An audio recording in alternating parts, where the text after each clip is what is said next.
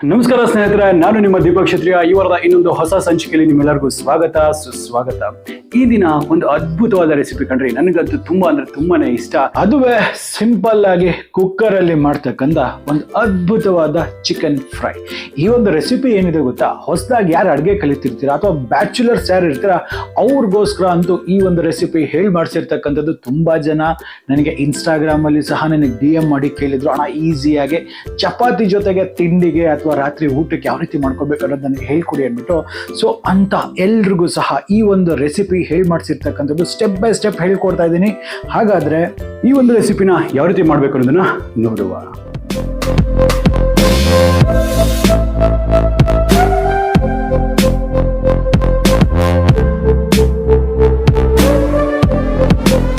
ನೋಡಿ ಸ್ನೇಹಿತರೆ, ಮೊದಲನೇದಾಗಿ ಇಲ್ಲಿ ನಾನೊಂದು ಅರ್ಧ kg ಅಷ್ಟು ಸ್ವಲ್ಪ ಫ್ಯಾಟ್ ಇರ್ತಕ್ಕಂಥ ಚಿಕನ್ ಅನ್ನು ತಗೊಂಡಿದ್ದೀನಿ. ಪ್ರಿಫರಬಲಿ ನೀವು ಸ್ವಲ್ಪ ಥೈ ಮೀಟನ್ನ ಯೂಸ್ ಮಾಡಿ. ಸೊ ಇದು ಚೆನ್ನಾಗಿ ತೊಳೆದಿದೆ. ಇದಕ್ಕೆ ಸ್ವಲ್ಪ ಅರಿಶಿನ,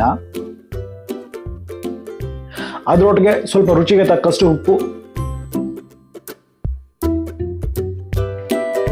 ಇದನ್ನೆಲ್ಲ ಚಂದ ಮಿಕ್ಸ್ ಮಾಡುವ. ಇದರಲ್ಲಿ ಏನಾಗುತ್ತೆ, ಇದು ಕ್ಲೀನ್ ಆಗಿ ಸ್ವಲ್ಪ ಆಫ್ ಸ್ಮೆಲ್ ಎಲ್ಲ ಹೋಗೋದಕ್ಕೆ ಹೆಲ್ಪ್ ಆಗುತ್ತೆ, ಹಾಗೆ ಮ್ಯಾರಿನೇಟ್ ಸಹ ಆಗುತ್ತೆ.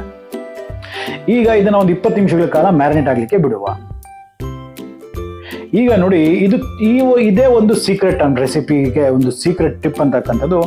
ಇಲ್ಲಿ ನಾನು ಏನ್ ಮಾಡಿದ್ದೀನಿ, ಸುಮಾರು ಒಂದು 8 ಬ್ಯಾಡಿಗೆ ಮೆಣಸಿನ್ಕಾಯ ಬಿಸಿನೀರಲ್ಲಿ ನೆನೆಸಿದ್ದೀನಿ. ನೆನೆಸಿದಾಗ ಏನಾಗುತ್ತೆ ನೋಡಿ, ಸುಮಾರು 1 hour ವರೆಗೂ ನೆನೆಸಿದ್ದೀನಿ. ಸೊ ಅದು ಚಂದ ಸಾಫ್ಟ್ ಆಗುತ್ತೆ. ಈ ಸಾಫ್ಟ್ ಆದಾಗ ಆ ನೀರಿನ ಸಮೇತ ನಾನು ಇದನ್ನ ಬ್ಯಾಡಿಗೆ ಮೆಣಸಿನ್ಕಾಯಿ ಜೊತೆಗೆ ಒಂದು 7-8 ಬೆಳ್ಳುಳ್ಳಿ ಎಸಳುಗಳನ್ನ ಹಾಕಿ ಇದನ್ನ ಫೈನ್ ಪೇಸ್ಟ್ ಆಗಿ ಮಾಡ್ಕೊಂಡು ಬರ್ತೇನೆ. ನೋಡ್ತಿರಲ್ಲ, ಇಷ್ಟು ಫೈನ್ ಆಗಿ ಆ ಪೇಸ್ಟ್ ಅಂತಕ್ಕಂಥದ್ದು ಇರಬೇಕು, ಇಷ್ಟು ಫೈನ್. ಸೊ ಈಗ ಈ ಪೇಸ್ಟ್ ಅಂತಕ್ಕಂಥದ್ದು ರೆಡಿ ಆಗಿದೆ. ಇದನ್ನ ಪಕ್ಕಕ್ಕೆ ಇಟ್ಕೊಳ್ಳುವ. ಇಲ್ಲಿ ಒಂದು ಪ್ರೆಷರ್ ಕುಕ್ಕರ್ ಅನ್ನ ನಾನು ಬಿಸಿ ಮಾಡ್ಲಿಕ್ಕೆ ಇಟ್ಟಿದ್ದೀನಿ. ಇದರಲ್ಲಿ ಒಂದು 2 ಟೇಬಲ್ ಸ್ಪೂನ್ ಅಷ್ಟು ಎಣ್ಣೆಯನ್ನ ಹಾಕೊಳ್ತೇನೆ. ನೋಡಿ, ಎಣ್ಣೆ ಚಂದ ಬಿಸಿ ಆಗಿದೆ ಅಲ್ಲ.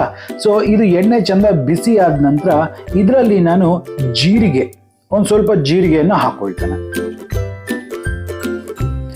ಹಾಗೆ ಇದರಲ್ಲಿ ಸ್ವಲ್ಪ ಹೋಲ್ ಗರಂ ಮಸಾಲ ಆಗಿರ್ತಕ್ಕಂಥ ಚಕ್ಕೆ, ಲವಂಗ, ಒಂದು ಸ್ವಲ್ಪ ಹಾಗೆ ಒಂದೇ ಒಂದು ಈರುಳ್ಳಿ ಸಣ್ಣಗೆ ಹಚ್ಚಿರಬೇಕು, ನೈಸಾಗಿ ಹಚ್ಚಿರ್ತಕ್ಕಂಥ ಈರುಳ್ಳಿಯನ್ನು ಹಾಕೊಳ್ತೇನೆ. ಈಗ ಈ ಈರುಳ್ಳಿ ಸ್ವಲ್ಪ ಸ್ವೆಟ್ ಆಗಬೇಕು, ಅಂದ್ರೆ ಸ್ವಲ್ಪ ಸಾಫ್ಟ್ ಆಗೋವರೆಗೂ ಹುರಿಯುವ.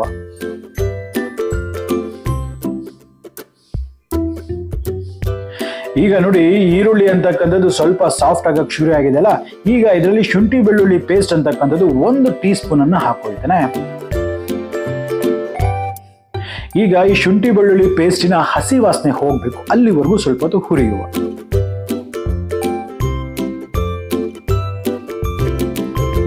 ಅದ್ಭುತ ನೋಡಿ, ಇದ್ರ ಹಸಿ ವಾಸನೆ ಎಲ್ಲ ಹೋಗಿದೆ. ಈಗ ನಾವೇನು ಈ ಚಿಕನ್ ಇತ್ತಲ್ಲ, ಈ ಚಿಕನ್ ಅನ್ನ ಇದರಲ್ಲಿ ಹಾಕೊಂಡ್ಬಿಡುವ. ಹಾಕೊಂಡು ಇದನ್ನ ಒಂದು 5 ನಿಮಿಷಗಳ ಕಾಲ ಆನೆ ಹೈ ಫ್ಲೇಮ್ ಚಂದ ಹುರಿಬೇಕಾಗತ್ತೆ. ಎಲ್ಲಿವರೆಗೂ ಸ್ವಲ್ಪ ಕಲರ್ ಚೇಂಜ್ ಆಗುತ್ತೆ ಚಿಕನ್, ಮತ್ತೆ ಸ್ವಲ್ಪ ನೀರನ್ನ ಬಿಟ್ಕೊಳುತ್ತೆ ಅಲ್ಲಿವರೆಗೂ. ನೋಡಿ, ಈಗ ಇದೆಲ್ಲ ಕರೆಕ್ಟ್ ಆಗಿದೆ. ಇದರಲ್ಲಿ ಸ್ವಲ್ಪ ಧನಿಯಾ ಪುಡಿ 1 ಟೇಬಲ್ ಸ್ಪೂನ್ ಅಷ್ಟು,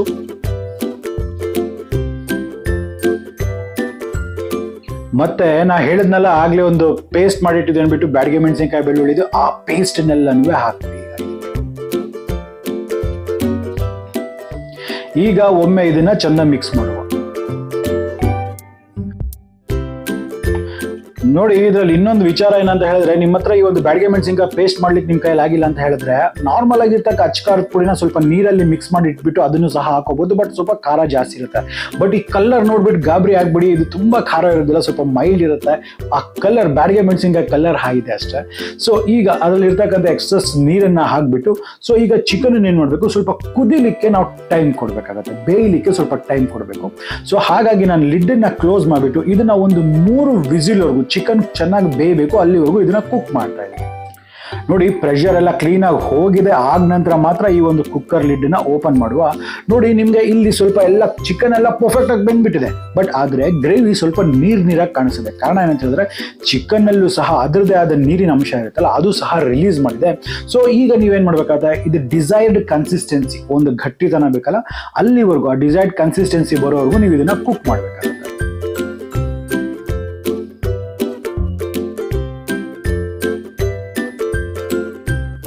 ಇದ್ರ ಒಟ್ಟಿಗೆ ಒಂದು ಅರ್ಧ ಟೀ ಸ್ಪೂನ್ ಅಷ್ಟು ಗರಂ ಮಸಾಲ ಪೌಡರು, ಇದು ಟೋಟಲಿ ಆಪ್ಷನಲ್. ಇದು ಹಾಕಿದ್ರೆ ಒಳ್ಳೆ ಟೇಸ್ಟ್ ಇರುತ್ತೆ. ಒಂದು 1/4 ಟೀ ಸ್ಪೂನ್ ಹಾಕಿದ್ರು ಸಾಕಾಗುತ್ತೆ. ಸೊ ಈಗ ಇದನ್ನ ಒಮ್ಮೆ ಮಿಕ್ಸ್ ಮಾಡುವ.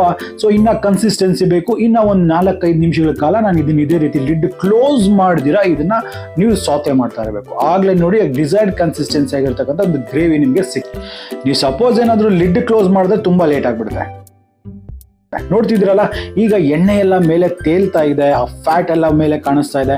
ಈಗ ಕನ್ಸಿಸ್ಟೆನ್ಸಿ ಸಹ ನನಗೆ ಬೇಕಾಗಿರೋ ಹಾಗೆ ನನಗೆ ಬಂದಿದೆ. ಸೊ ಈಗ ಈ ಒಂದು ಗ್ರೇವಿ ಅಂತಕ್ಕಂಥದ್ದು ಪರ್ಫೆಕ್ಟ್ ಆಗಿದೆ ಅಂದ್ಬಿಟ್ಟು ಅರ್ಥ. ಸೊ ಇದಕ್ಕೆ ನಂದು ಸೀಕ್ರೆಟ್ ಆಗಿರ್ತಕ್ಕಂಥ ಒಂದು ಒಗ್ಗರಣೆ ನಾನು ಕೊಡ್ತೀನಿ. ಅದು ಯಾವ ರೀತಿ ಕೊಡಬೇಕು ಅಂದ್ಬಿಟ್ಟು ನಾನು ಈಗ ಹೇಳ್ಕೊಡ್ತಾ ಇದ್ದೀನಿ. ಸೊ ಅದಕ್ಕೆ ಒಂದು ಸಣ್ಣ ಒಂದು ಒಗ್ಗರಣೆ ಹಾಕ್ತಕ್ಕಂಥ ಒಂದು ಪ್ಯಾನ್ ತಗೊಂಡು ಅದರಲ್ಲಿ 1 ಟೇಬಲ್ ಸ್ಪೂನ್ ಅಷ್ಟು ತುಪ್ಪವನ್ನು ನಾನು ಹಾಕೊಳ್ತೇನೆ.